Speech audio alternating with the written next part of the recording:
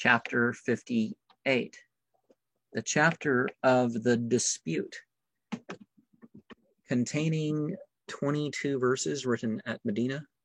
In the name of God, gracious and merciful, God hath heard the speech of her that disputeth with thee concerning the action of her husband. She exhibited to him her complaints. He heareth all your discourses. He heareth and seeth all. No person among you shall swear never to touch his wife, no more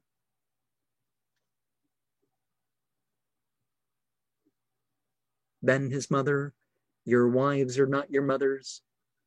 Your mothers are those that conceived and brought you forth.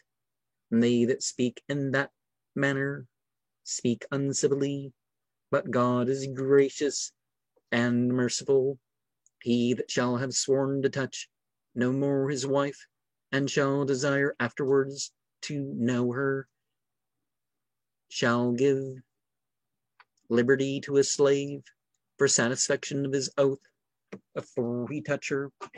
This is commanded you. God knoweth all your actions. If he have not the power to free a slave, he shall fast 2 months together before touching her.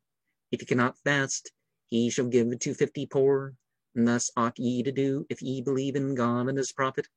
God so appointed it, and hath prepared great torments for them that transgress his commandments. They shall disobey him, and the prophet shall be covered with shame and ignominy, as were their predecessors in impiety. God hath sent his commandments on earth. Those who shall reject them shall be severely tormented. At the day he shall revive them.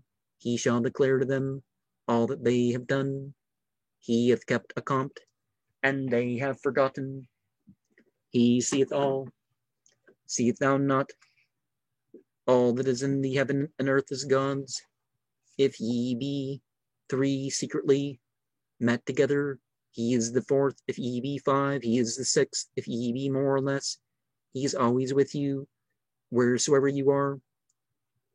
He shall relate to men at the day of judgment all that they have done. He knoweth all things. Seest thou not the actions of them to whom private meetings were prohibited? They return to their sin and do what was forbidden them. They assemble secretly with malice to conspire against thee and to disobey thee. And when they come towards thee, they say that thou hast spoken things that God hath not inspired thee to utter. They know in their souls that God will chastise them for their discourse, and that they shall all go into hell, where their rendezvous is. O ye that believe, make no private meeting to offend God, to conspire against his prophet, and disobey him. Assemble ye to perform acts of virtue, and to serve God. Have his fear before your eyes. Ye shall one day appear before his divine majesty to be judged. Private assemblies proceedeth from the devils, for the afflict on the righteous. He bringeth no evil upon them, but through God's permission. And all believers ought to resign themselves to his divine will. O ye that believe, when ye shall be assembled with your prophet, and are entreated to enlarge yourselves, God shall enlarge you by his grace. When ye are bid to rise, rise. God shall raise up all the true believers that are among you, and place to learn some degrees above others. He knoweth your actions, O ye that believe. When ye shall be disposed to deliver any secret to the prophet, speak to him with truth. Good shall befall you, and shall purify you. If ye fear to impart to him your secret, God will not give you his grace. Make your prayers at the time appointed. Distribute tithes, obey God and his prophet. God knoweth what ye do. Seest thou not them that have abandoned his law? The wrath of his divine majesty is fallen upon them. They are of different opinion in their lie, and knoweth not that they lie. But he hath prepared for them a great punishment because of their blasphemies. Is it denial again? Really, in a literal sense, denial, not blasphemy. They have concealed their faith and are seduced. Certainly he hath prepared for them grievous pains. Their wealth and their children shall not be able to deliver them from his indignation. They shall be precipitated into the fire of hell, where they shall abide eternally. Be thou mindful of the day when he will cause them to revive. They shall swear as they swear before thee, that they believed in his law, they affirm they do good, and are liars. The devil hath prepossessed them, and hath made them forget the word of God.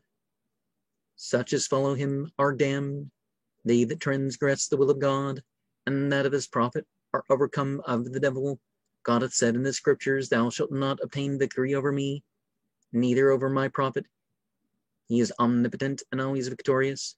Thou shalt find none of them that believe in his law and the day of judgment, that doth not exactly observe the commandments of his divine majesty and those of his prophet, although their fathers, their children, their brethren, their companions oppose them. God hath imprinted faith in their hearts, and hath strengthened them through his Spirit, and shall cause them to enter into the garden, wherein flow many rivers, where they shall abide eternally.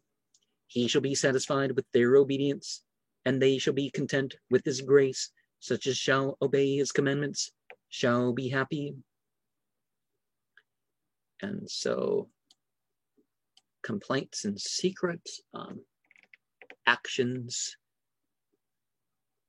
in a secret party extended towards the whole secret combinations thing, but secret combinations not to be, some exclusive club or maybe even to do wrong, but to actually plot out good things in a way that, is not just announcing to everybody, oh, look at all this good stuff I'm doing or I'm about to do. And, there's more lessons to be said there, but